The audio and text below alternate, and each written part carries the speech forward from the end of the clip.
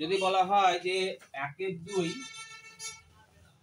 2 ও 2-এর 5-এর মধ্যে 2/5 এর মধ্যে একটি মূলদ সংখ্যা লেখো।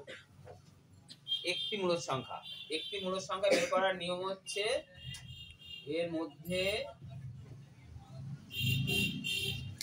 একটি মূলদ সংখ্যা বের করার নিয়ম কি? মূলদ সংখ্যা হচ্ছে বের করার নিয়ম হচ্ছে এই উপরে যে দুটো দেবে সে দুটো যোগ করবে। বুঝতে পারলে? যে দুটো সংখ্যা দেবে সে দুটো যোগ করবে বাই কত করবে 2। তাহলে এটা হচ্ছে একটা বের করার নিয়ম।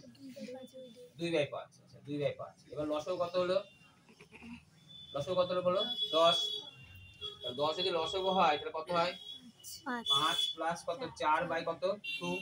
তাহলে কত হলো? 9/10 ভাগ কত 2। তাহলে 9/10 গুণিত 1/2 মানে 9/20। অঙ্ক শেষ। বুঝতে পারলে? কটা বের করার নিয়ম বললাম? একটা। তাহলে একটা বের করার নিয়ম কি?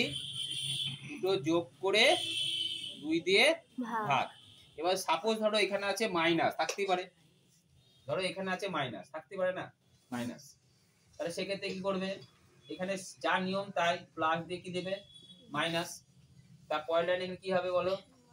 মাইনাস হবে। প্লাস মানে গুণ করলে কি হয়? মাইনাস হয়। তাহলে এখানে কত হলো? 1/10 ভাগ 2। তাহলে 1/, কত হয়ে গেল অ্যানসার? 1/, কত হলো বলো? 20। বুঝতে পারলে?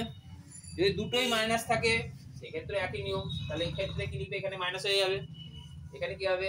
মাইনাস হবে। তাহলে এখানে কত হলো? -9/10। তাহলে এখানে কত হলো বলো? -9/10। তাহলে উত্তর কত হবে বলো? -9/20। তাহলে নিয়ম একটাই নিয়ম, দুটো যোগ করে বাই 2। ক্লিয়ার? সরে গেছে?